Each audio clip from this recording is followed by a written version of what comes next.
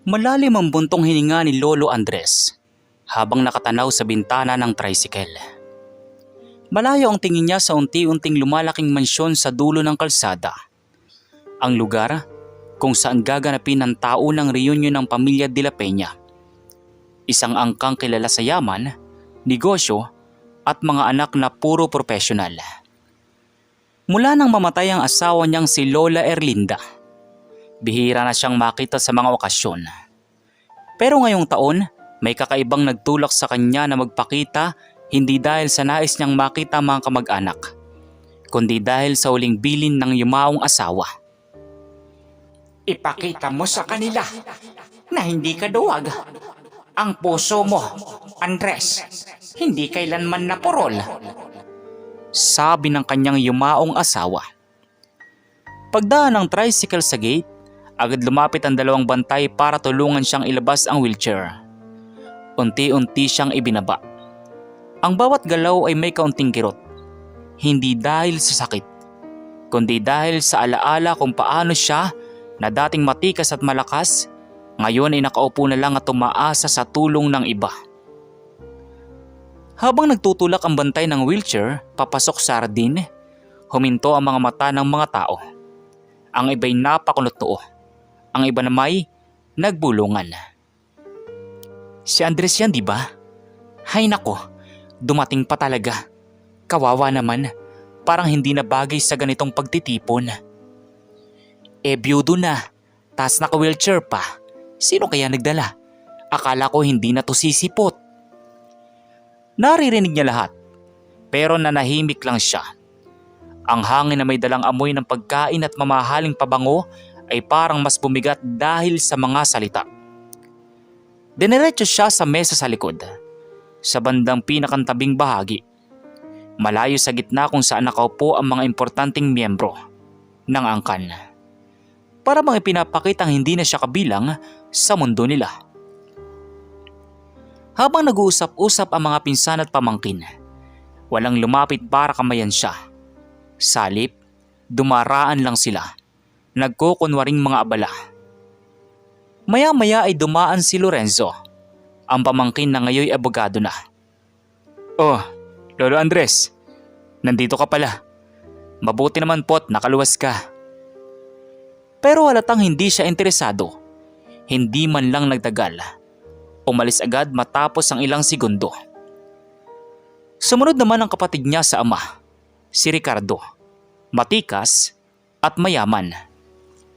Andres, kamusta ang buhay-buhay? Ayos lang?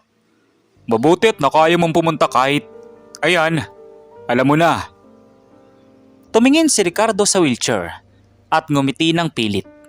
May bahid ng pangungutya. Ang ibang kamag-anak ay napangiti rin, pero hindi ngiti ng pagbati, kundi ngiting may halong pagdududa at pagmamataas. Hindi nagsalita si Lolo Andres, hindi dahil wala siyang sagot, kundi dahil ayaw niyang ibaba palalo ang sarili sa harap ng mga taong hindi na marunong rumespeto. Maya-maya ay may tumabi sa kanya, ang apo ng kapitbahay, isang kabataang nagngangalang Isko, na siyang nagatid sa kanya dahil wala siyang sariling sasakyan. Lolo, darating po ba si Kuya Mateo? Tanong ni Isko. Napatingin si Andres sa malayo. Si Mateo, ang tanging anak niya, ay nagtatrabaho sa ibang probinsya bilang mekaniko. Hindi ito nakadalo dahil may pasok at walang budget bumiyahe. Pero ang totoo, matagal nang may tampo ang anak sa kanya matapos ang ilang pagkukulang noong bata pa ito. Hindi na siguro iho, pero ayos lang. Hindi naman ako pumunta dito para ipakita kung sino ang kasama ko. Sa loob-loob niya, iyon ang katotohanan. Pero hindi rin. Gusto sana niyang maramdaman kahit isang beses lang na may kakampi siya sa loob ng angkan. Pero wala. Tumayo sa stage ang pinakamatandang kapatid ni Andres, si Don Ernesto. Kilala bilang pinuno ng pamilya. Magandang araw sa lahat. Ngayong taon, Nais kong ipagmalaki ang ating mga nagtagumpay. Mga doktor, abogado, negosyante, at syempre, ang mga taong patuloy na nagsusumikap sa buhay. Sunod-sunod ang palakpakan. Ngunit walang pumalakpak para kay Andres. Kahit binanggit ang patuloy na nagsusumikap. Alam niyang hindi siya kasama roon. Sa mata ng mga tao, siya ay biyudong lolo na nakasandal lang sa wheelchair. Wala nang ambag, wala nang halaga. Habang abala ang lahat, may isang batang babae na lumapit sa kanya. 7 taong gulang. May hawak na cotton candy. Pangalan niya ay Alona. Lolo, bakit po kayo nakaupo sa ganyan? Pagod po kayo? Tanong ni Alona. Ngumiti si Lolo Andres. Ang unang tunay na ngiti niya sa buong araw. Hindi ako pagod. Hindi lang ako makalakad gaya dati. Pero okay lang po yun. Yung aso namin, may pilay din pero mabait siya. Baka po mabait din kayo. Natawa si Lolo Andres. Isang inosenteng biro. Pero mas may halaga kaysa lahat ng parangal sa stage. Lumapit ulit si Ricardo. Hawak ang isang baso ng alak. Andres, naalala mo ng kabataan natin. Ikaw ang pinakamalakas sa atin noon. Pero ngayon, tingnan mo. Nakaupo ka na lang. Sayang naman. Mas tumama ang mga salitang iyon kaysa anumang sugat. Hindi niya kailanman ikinuwento kung paano siya napilayan. Hindi nila alam ang sakripisyong ginawa niya noon para sa mismong pamilyang ito. Pero hindi pa panahon para ibunyag ang lahat. Habang tumatawa sa malayo ang mga tao, unti-unting tumapang ang loob ni Lolo Andres. Hindi siya pumunta dito para lang laitin at pagtagpasin ang dignidad niya. Nakadikit sa dibdib niya ang larawan ni Lola Erlinda, nakalagay sa maliit na pendant. Linda, nandito ako. Hindi ako aalis hanggang hindi ko nagagawa ang dahilan kung bakit mo ako pinapunta. Mahinang bulong ni Lolo Andres sa kanyang sarili. Hindi pa alam ng angkan, pero ang biyudong lolo na nasa wheelchair, may dala palang isang lihim na magbabago sa buong pamilya. At magsisimula iyon sa susunod na kabanata. Habang nagpapatuloy ang program sa gitna ng ingrandeng hardin, si Lolo Andres ay nananatiling tahimik sa sulok. Nakatingin lang sa mga taong tila nasa ibang mundo. Para siyang dayuhan sa sariling angkan. Hindi nakikita, hindi kinikilala. Ngunit sa ilalim ng katahimikan ay may kumikirot na alaala. Isang alaala na matagal na niyang ibinaon. Isang lihim na, kung lalabas, ay maaaring mag-iba ng tingin ng lahat sa kanya. Lumapit si Tito Rodne, isa sa mga kilalang negosyante sa pamilya. May hawak itong mamahaling alak at halatang nakainom na. Andres, kamusta? Eto, konting alak. Para naman hindi ka masyadong mukhang kawawa dyan. Inilapit niya ang baso na parang nag-aalok sa pulubi. Hindi na. Salamat. Pasanto effect ka pa. Alam mo, kung nagtrabaho ka ng mas maayos nung araw, baka hindi ka nauwi sa ganyang buhay. Hindi ka sana naka-wheelchair. Hindi ka sana biyudo na mag-isa. Narinig yun ng ilang kamag-anak. May nagtanguan pa. Sa kanilang isip, si Andres ay mahina. Walang narating at ngayoy pabigat na lang. Pero hindi nila alam na ibang-iba ang totoo. Habang tinitingnan ng mga taong nagbubulungan, bumalik kay Andres ang isang alaala. Ang araw na nagbago ang buhay niya. Bumalik tayo sa nakaraan. Taong 1994. Malaking problema ang dumating sa negosyo ng pamilya. Isang iskandalo na muntik nang magpabagsak sa pangalan ng De La Peña. Isang malaking pautang ang nalugi dahil sa kapabayaan ng isa sa mga kapatid ni na Andres, si Ricardo. Si Ricardo nagbulsa ng malaking halaga at sinubukang pagtakpan ng krimen. Nang sumabog ang balita, halos mabura sa mapa ang reputasyon ng angkan. At syempre, kailangan ng sakripisyal. Isang tatanggap ng sisi na hindi lalaban. At doon nila tinuro si Andres, ang tahimik, ang simple, ang hindi mayaman, at higit sa lahat, ang pinakamas madaling kontrolin. Tinanggap ni Andres ang sisi, hindi dahil mahina siya, kundi dahil ayaw niyang wasakin ang pamilya. Pinirmahan niya ang isang dokumentong nagsasabing siya ang nagkamali sa pondo, siya ang naglustay at siya ang nagpabaya. Ngunit ang hindi alam ng lahat ay ang kahihinatnan nito. Pinagbayad siya ng milyon-milyon. Isinangla niya ang lupa na minana sa magulang. Nagtatrabaho siya sa construction araw at gabi. Kahit 47 anyos na, hanggang sa isang aksidente ang nangyari habang nagbubuhat siya ng bakal upang punan ng utang. Isang malaking poste ang nahulog sa kanya. At iyon ang dahilan kung bakit siya napilay. Hindi dahil mahina siya, kundi dahil ginawa niyang panangga ang sariling katawan para protektahan ang dangal ng pamilya. Pero walang nakaalam. Hindi sinabi ng mga kapatid. Hindi sinabi ng sinuman. At pinalabas nilang aksidente ito dahil wala siyang ingat. Sa harap ng angkan, siya ang duwag. Pero sa likod ng katotohanan, siya ang nagsakripisyo. Huminga ng malalim si Lolo Andres habang inaalala ang lahat. Ang katarungan ay parang usok. Hindi mo mahahawakan pero nararamdaman mong nasasakal ka. Ngunit ngayong reunion, dala niya ang isang envelope. Ang envelope na laman ay ang katotohanang itinago nila sa loob ng 3 dekada. Plano niyang ibahagi ito sa harap ng lahat. Hindi para gumanti, kundi dahil panahon nang ituwid ang maling kwento tungkol sa kanya. Lumapit ang pinsan niyang si Tita Amelia, ang isa sa ilang taong marunong pangumiti ng totoo. Andres, kamusta ka? Pasensya ka na. Hindi sila nagbabago. Ayos lang ako, Amelia. Sanay na. Alam kong totoo, Andres. Alam kong ikaw ang nagbayad ng utang ni Ricardo noon. Narinig ko ang usapan nila ng asawa ko noong araw. Napatingin si Andres, halatang nabigla. Pero hindi ako nagsalita. Natakot ako. Pero ngayong nakikita ko kung paano kanila tratuhin, parang hindi ko na kayang manahimik.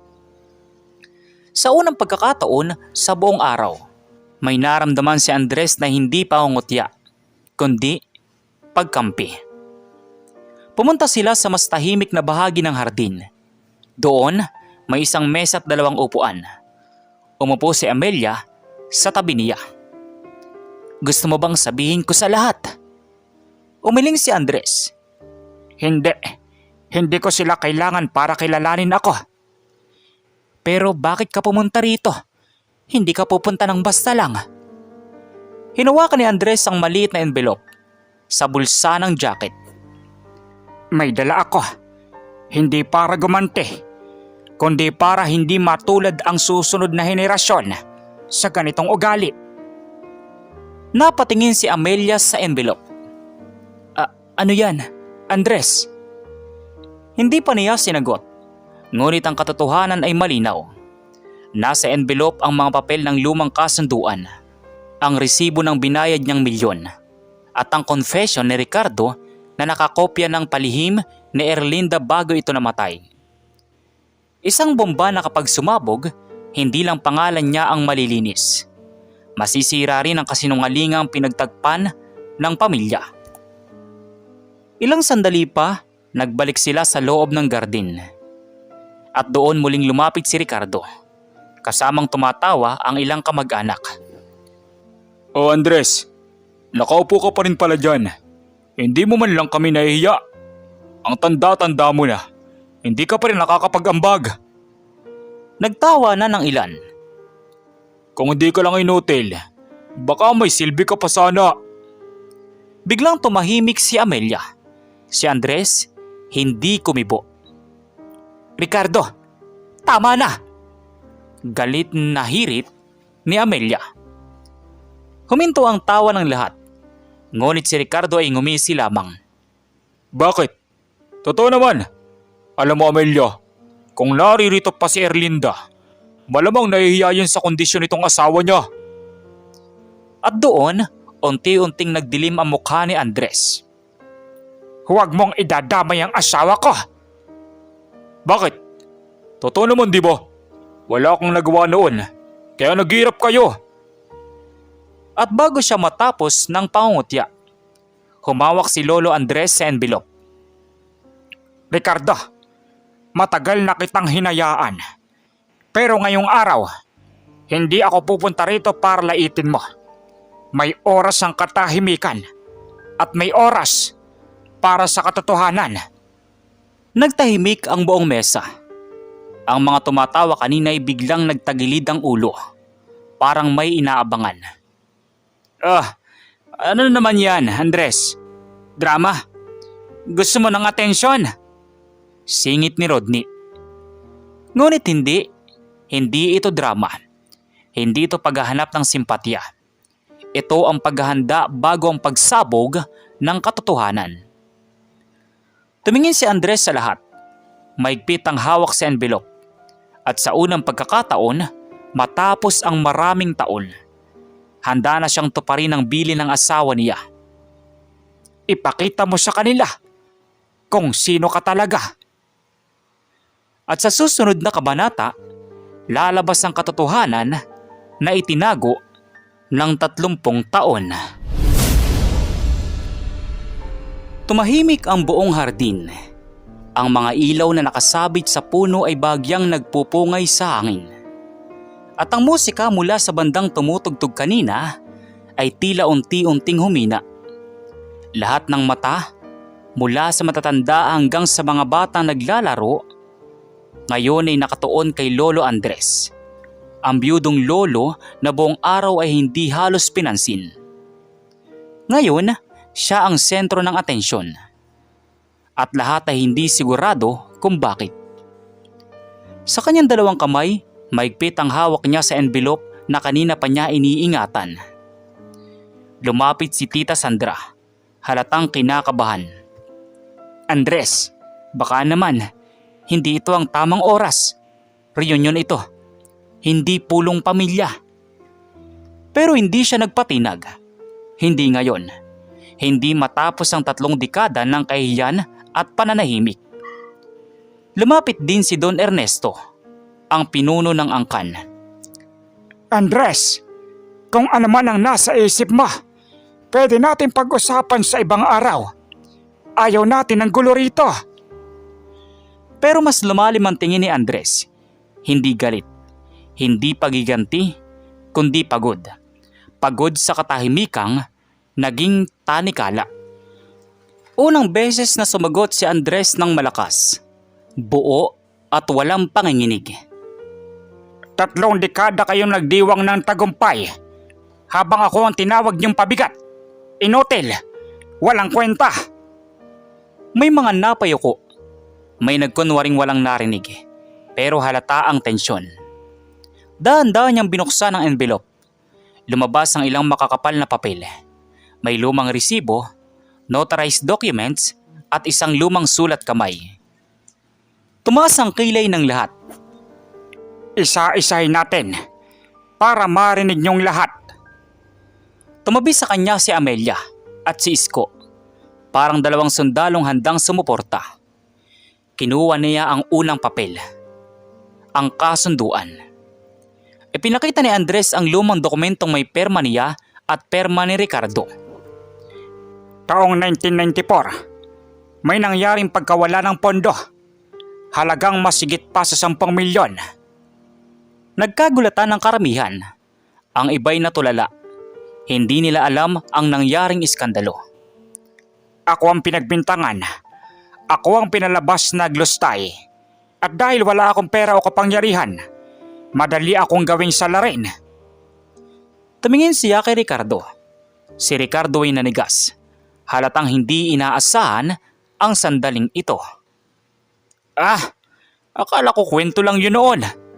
Singit ni Rodney. Kinuha ni Andres ang pangalawang papel. Ang sulat kamay.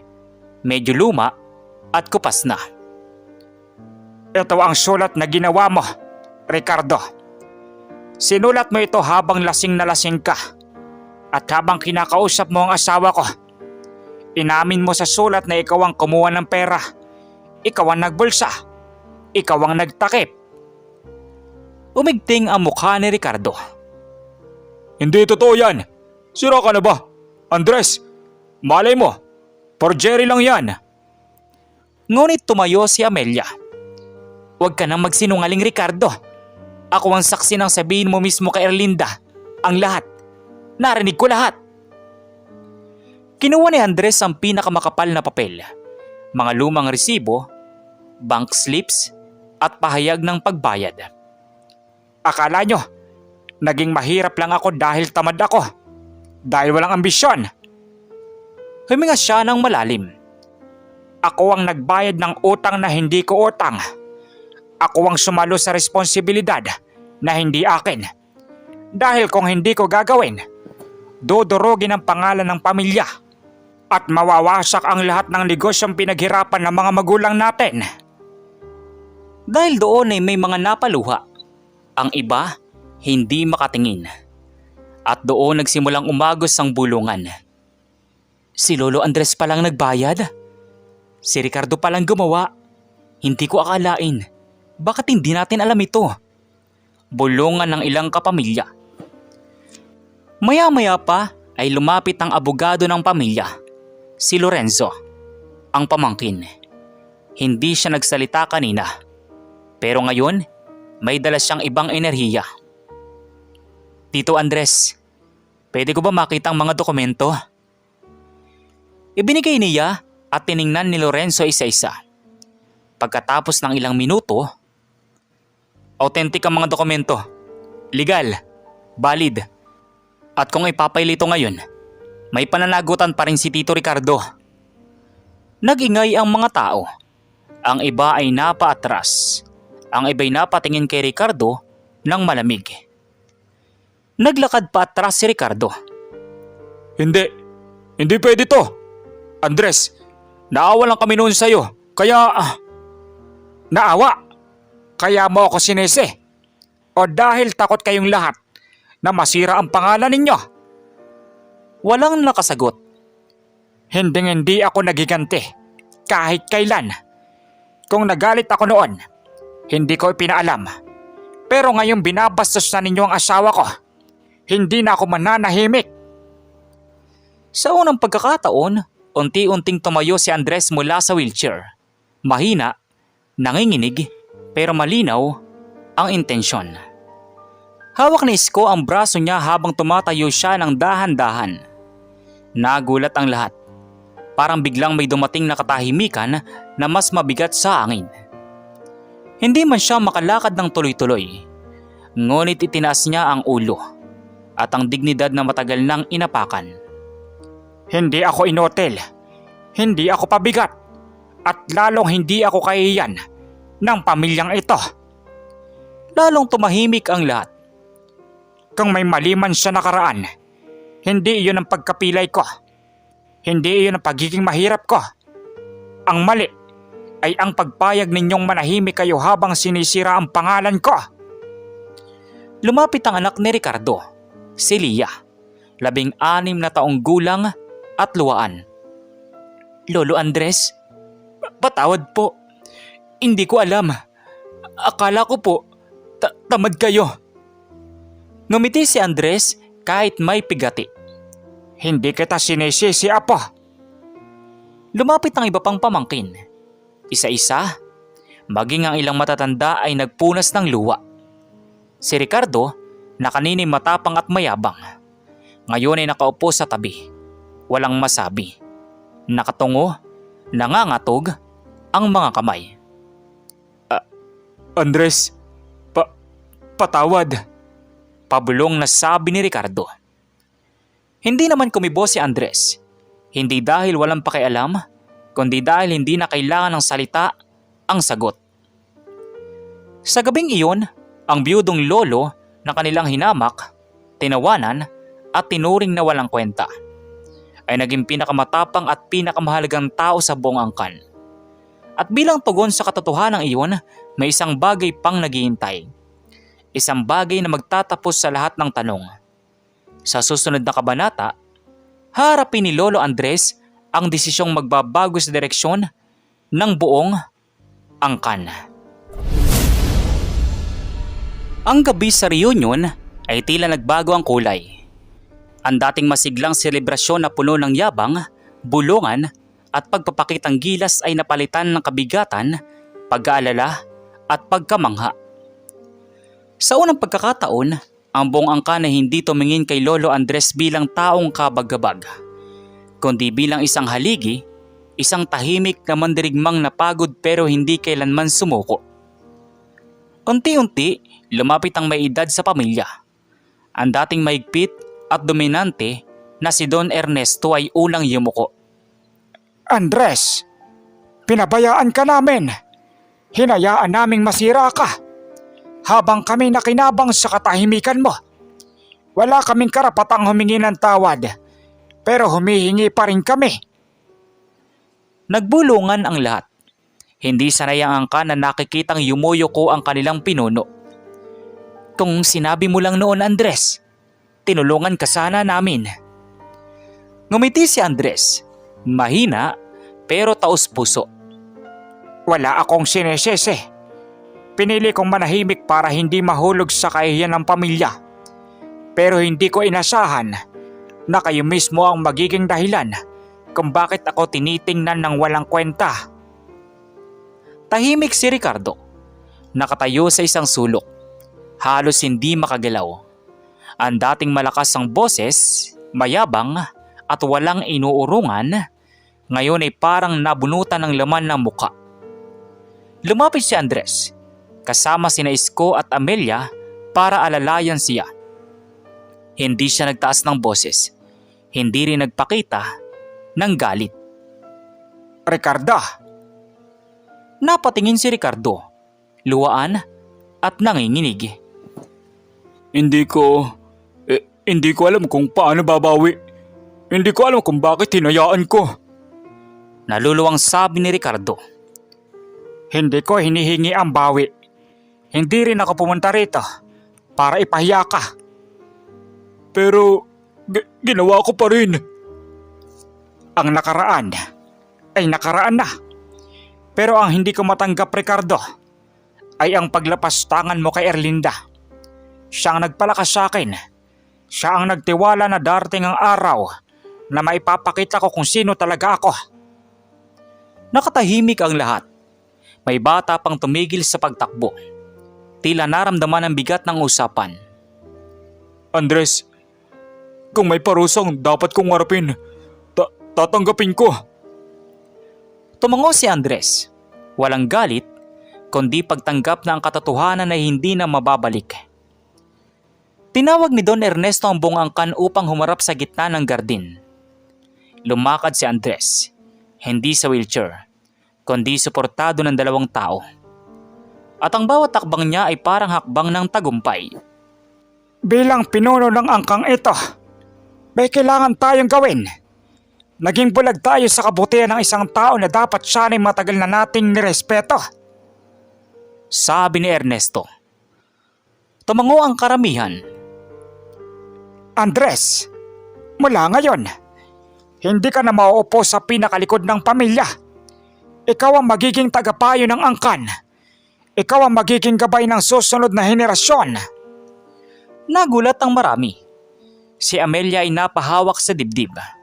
Ang ilan ay naluwa. Pero si Andres ay ngumiti lang. Kung tatanggapin ko man yan, may isang kondisyon. Nagtungo ang atensyon ng lahat sa kanya. Simula sa araw na ito, walang batang lalaki o babae ang palalakihin sa panlilibak, pangmamaliit o pagtatanim ng yabang. Lahat tayo ay pantay at walang tatapakang kapamilya para lang tumaas. Nagpalakpakan ng ilan. Ang iba ay napapikit. Parang kumikilala sa sala nilang matagal na. Doon nagsimula ang tunay na pagbabago. Ang dating mayayabang na tito ay lumapit kay Andres upang humingi ng tawad. Ang mga pinsang hindi man lang siya kinausap sa loob ng 30 taon, ngayon, nagpilahan para humawak sa kamay niya. May bata pang humalik sa pisngi niya at nagsabing, "Lolo Andres, ikaw ang paborito ko." Napaluwa si Andres, hindi dahil sa sakit, kundi dahil sa wakas, naramdaman niyang may puwang siya, may halaga, at higit sa lahat, may respeto. Lumapit si Lorenzo, ang abogado. "Tito, alam mo bang dahil sa sakripisyo mo noon, maraming ari-arian ng pamilyang nanatili sa atin? Ikaw ang dahilan kung bakit may negosyo pang angkan." Napatigil si Andres. Hindi ko yun inisip noon. Basta gusto ko lang iligtas ang pangalan natin. Kaya may gustong ibigay si Don Ernesto sa'yo.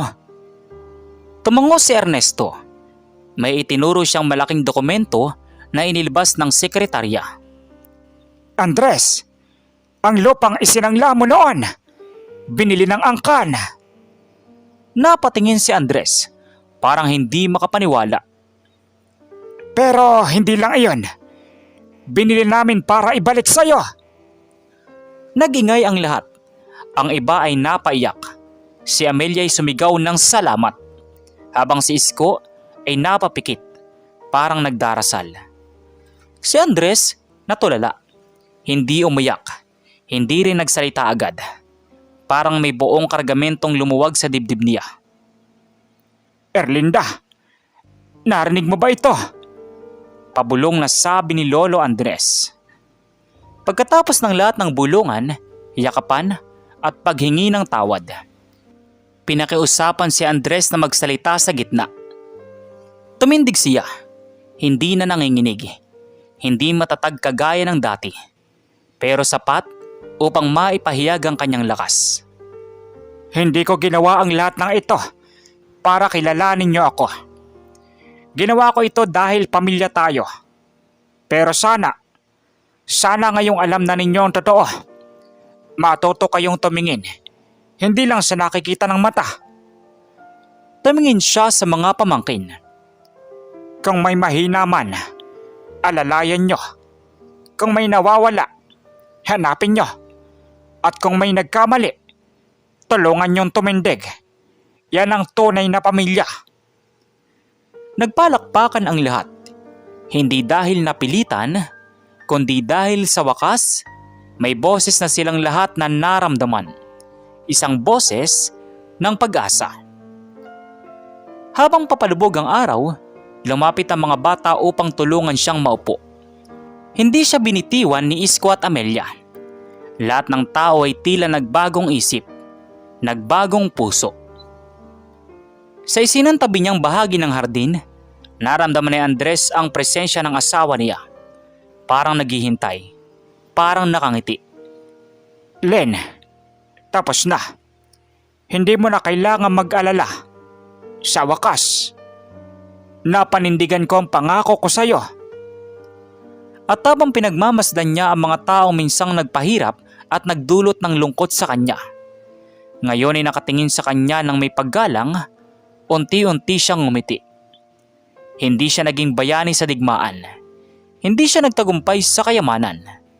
Pero siyang nagtaguyod ng angkan. At ngayon, kinikilala na nila iyon. Sa gabing iyon, lumisan sila sa reunion na may bagong simula. Si Lolo Andres, ang dating minamaliit, hinahamak, at tinitingnang walang kwenta. Ngayon ay naging simbolo ng integridad, sakripisyo, at tunay na lakas. Hindi nagwakas ang kwento niya sa wheelchair. Doon pa lang nagsimulang maunawaan ng lahat kung gaano kasilakbo ang puso ng isang taong handang ibigay ang lahat para sa pamilya. At sa huling sandali ng gabi, muling umangat si Lolo Andres. Kayo, ano pong masasabi niyo sa kwento natin ngayon? At kung anong mga aral po ang mga natutunan ninyo? Maaari niyo po bang i-comment dun sa baba dun sa comment section para muli ko pong mabasa. So once again, inuulit ko pong muli. Ako po si Tamoxki TV. Kita-kita po tayong muli sa mga susunod pa nating maraming mga video. Thank you and God bless you all. Peace out.